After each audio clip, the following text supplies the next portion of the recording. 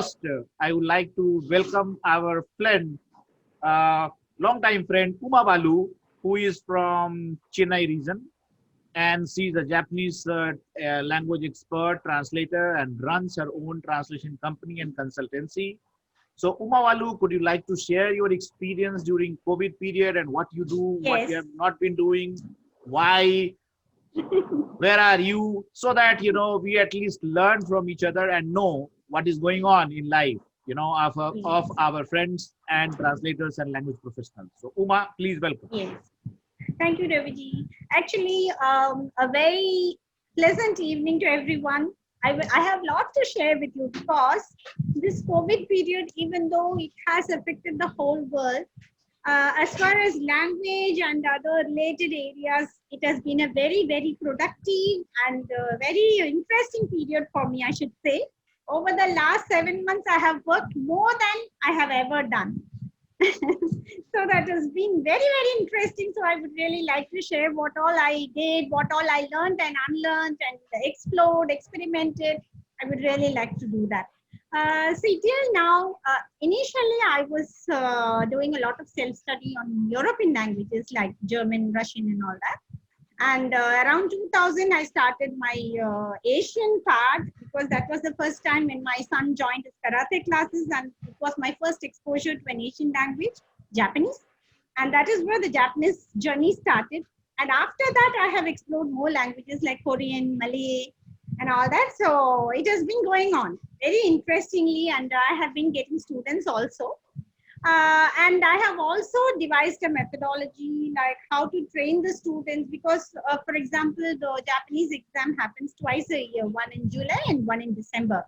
So we have 6 months of time. For example, a student who joins in January has time till July or June to take the exam. So these 6 months, if we are able to train them within a very short time, like for example, the first 3 months we are able to finish it off, and the next 3 months we can fully practice for the exam.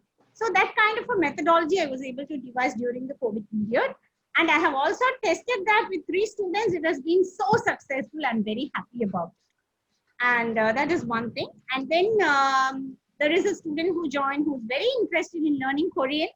So I should not say I'm very good at Korean, but it was a very interesting experience learning together, teaching her whatever I self-study I did, sharing that with her. And now she is also very passionate about it. So we are both working together. I would not say teacher and student, but we are working together. There's been a lovely experience. That is one thing.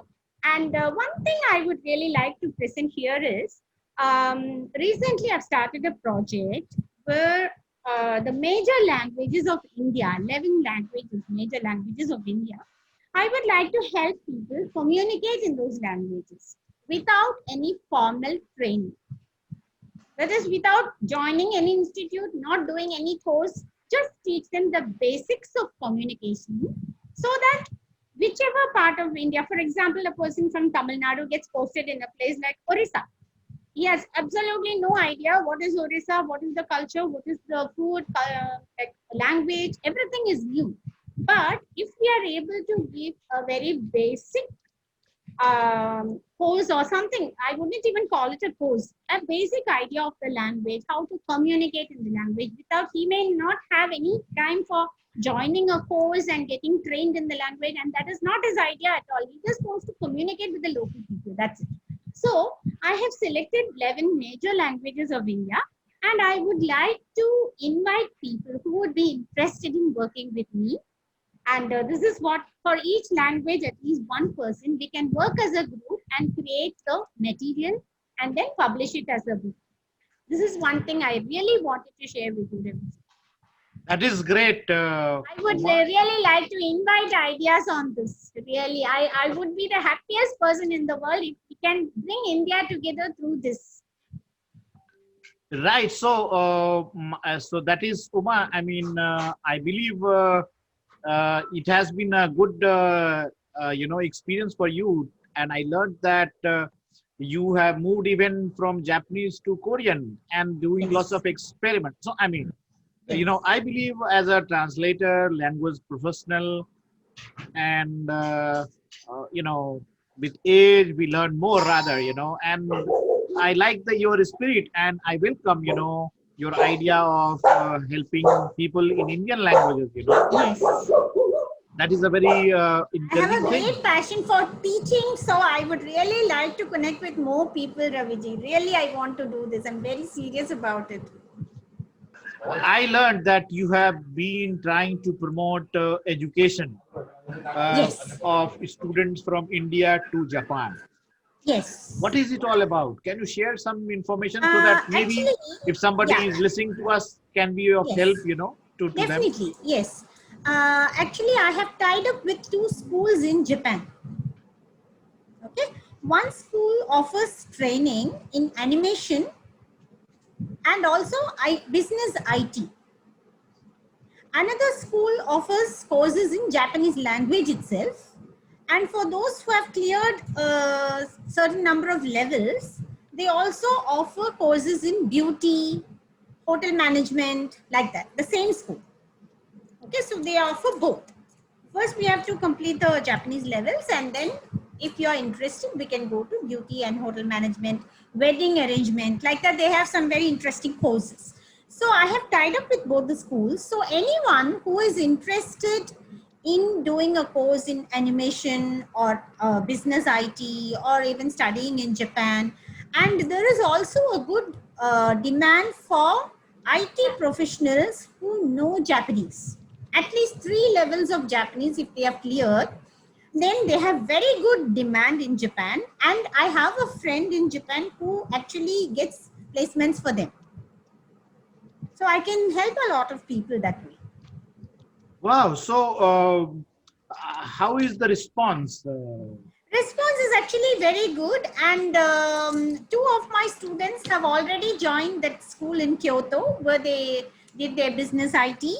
They completed the course and they are now placed successfully in Japan.